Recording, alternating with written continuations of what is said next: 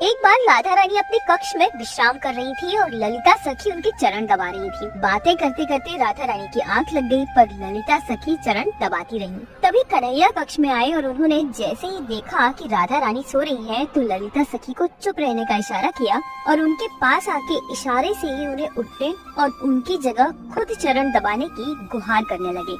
उनके मना करते ही कन्हैया उनके हाथ पैर जोड़ने लगे और ललिता सखी परेशान हो गई और हार कर कन्हैया को उन्हें चरण सेवा देनी ही पड़ी। अब कन्हैया ने धीरे से एक एक करके हाथ बदलते हुए चरण सेवा ले ली और अब वो चरण दबाने लगे। पर जैसे ही उन्होंने चरण दबाने शुरू किए, राधा रानी की आँख खुल गई। वो अपने प्रीतम के स्पर्श को पहचान गई, पर कुछ बोल पाती इससे पहले उन्होंने अनुभव किया कि कन्हैया उनकी सेवा से बड़े प्रसन्न हैं।